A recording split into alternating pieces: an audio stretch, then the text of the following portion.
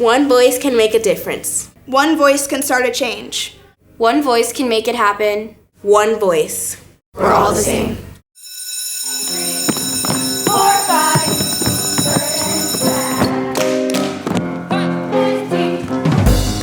One Voice is an original musical that's being written by 8th grade students from Parkway Middle School. They're in the CITY program, which means they're all gifted. It's the Center for Intellectually Talented Youth. And they're working with the artists in residence at the Broward Center for Performing Arts. And we're taking themes and ideas from the musical Newsies. And they're creating a show that talks about what it is like when you're not heard. What happens when changes are happening in society or in your environment, or in this case in their school, and they feel like they don't have any control and it's affecting them on a personal level. So they become one voice to go out and get the school district and the school and the parents to understand that they have specific needs and they need to be heard. It's what happens when you get people who are like-minded and thinking about the same thing and want to make the same changes, and they become one voice that creates change in society. The process for the students was, first we talked about what Newsies is, and the process of these young people who went out and changed the child labor laws in New York City by first creating a strike against the newspapers and then creating their own newspaper that talked about how children were being abused, both as newspaper sellers and in sweatshops in New York City.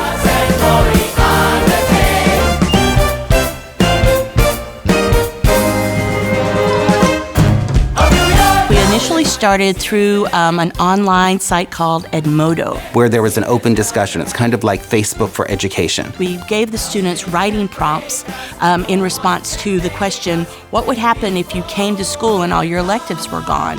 So that was where we started, and we took those writings from the website and then met with them during their language arts class. And from there we developed those writings into scenes, and the scenes became songs. So that was our first point.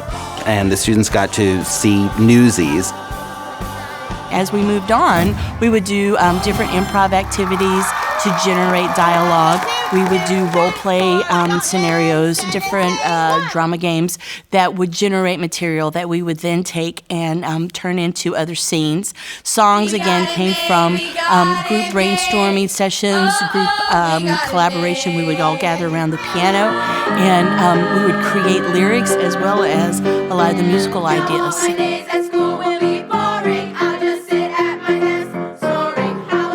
My students had a chance to work with Chaz Walcott, an ensemble member in the national tour of Newsies.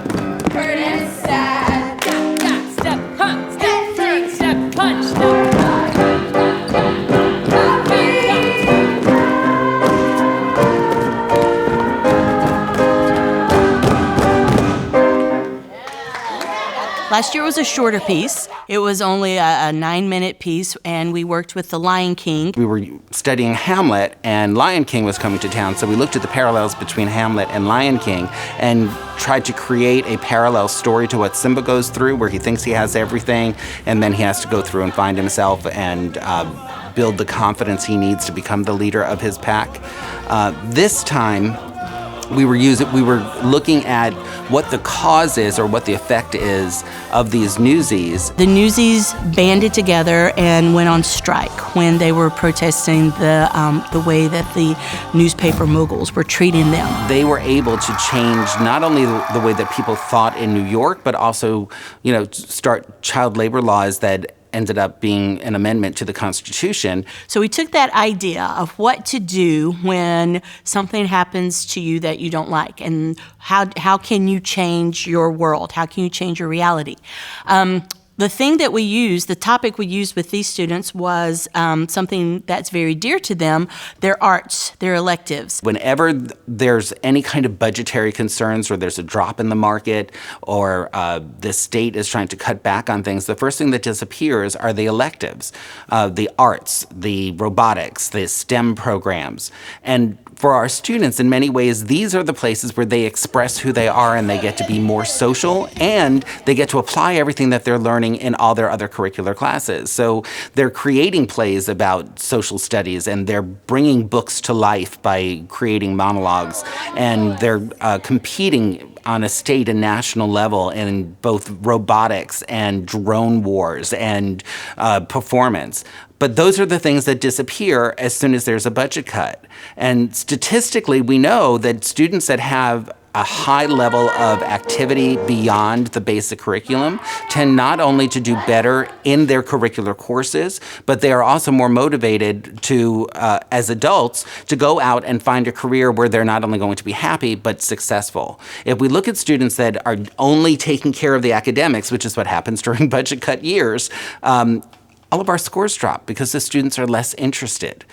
We have to, as educators, find ways to make our curriculum relevant and learning fun. And if we don't, we lose an entire generation of students who just don't want to learn. And our job is to make them lifelong learners. These are not extracurricular. They're building the curriculum. They're making the curriculum relevant. And this is the reason that they come to school. They don't want to just memorize things and regurgitate it back. They want to create a filing system in their heads that says, I can use this when I'm working to solve that problem. We're going to have to block everything around whatever's on the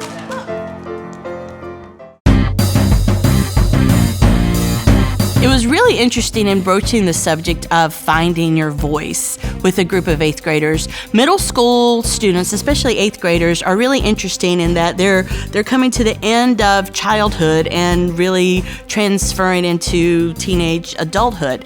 So they're straddling that line of wanting to stay a kid but really wanting to be taken seriously as an adult. And as a result, I think they feel that a lot of times the expectations on them are expectations that they would have for an adult, but they're the way that they are perceived and the amount of validity their input is given is more like when they're a child. And one of the things that we heard repeatedly is they felt that they weren't heard as people. Or if the ideas that they have aren't completely in line with what their parents or teachers want them to be, that they're often dismissed. Individually, they started talking about, I wish I was heard on this subject. I wish I was heard on this subject. I wish I was heard on this. One child said, I wish that somebody would let me choose which parent I live with. I wish my parent would let me choose what school I'm going to go to for high school. They wish that they had more input and that people were actually listening to the response. It was really fascinating to just survey the students. So when we took all of those individual things that they started talking about, it became a song that said, "Nobody cares."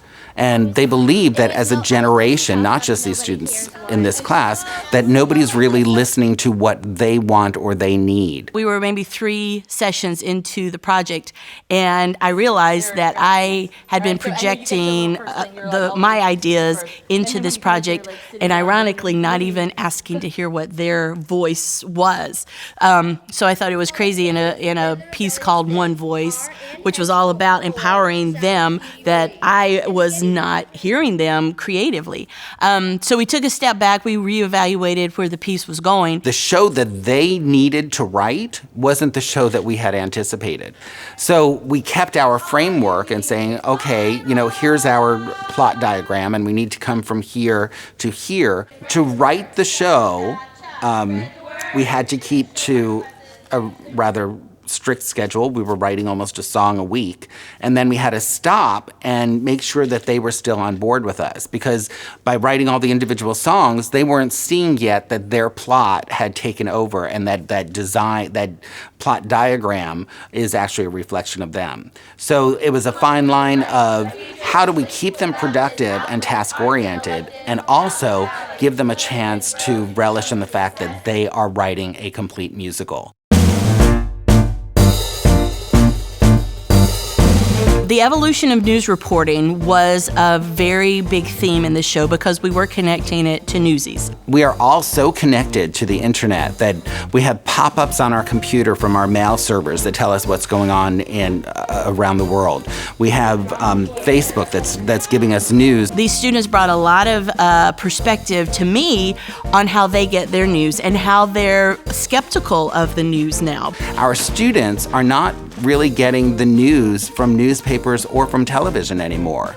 They are making their decisions and their judgments about what's happening in society, but by what they're reading in social media. There's so many different opinions there, and that's what they are. It's opinions, it's blogs, it's Facebook postings, it's Twitter feeds instead of real news. So it's a biased point of view from whoever is posting it. It was very interesting to talk to the students just to get they're aware of what's going on in the world, but it's almost they're bombarded, just the volume of news that's available to them.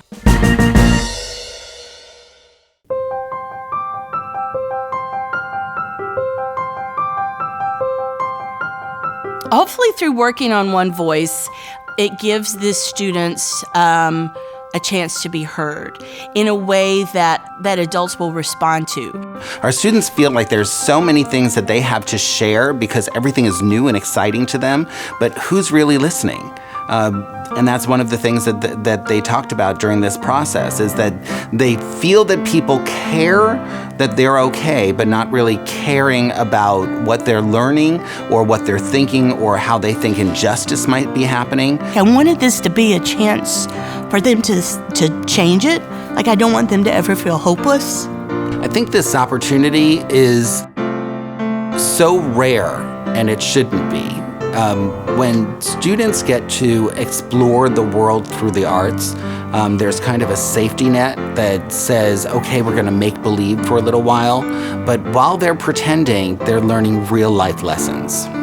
The point that we're trying to make is that, the world is so full of strife and is so full of animosity and hatred right now that when people band together with one common voice for something that will bring good into the world, that's a powerful thing that these kids can experience here on this level, and that hopefully they will take this experience with them when faced with this challenge later in life.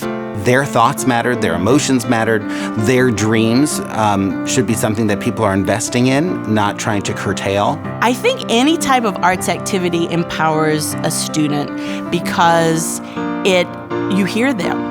You hear them when they sing, you hear them when they speak. In this process of creativity, their ideas are taken and integrated into the whole piece.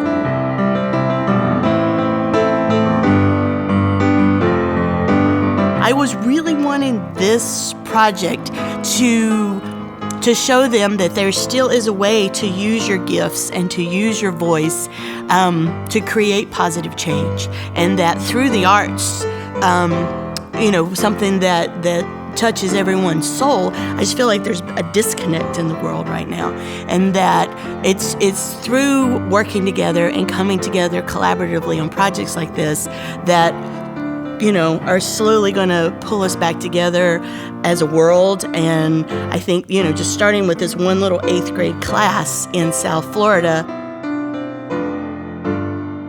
I want them to not give up and to use the gifts that they've been given to voice their opinions and to be instruments for positive change.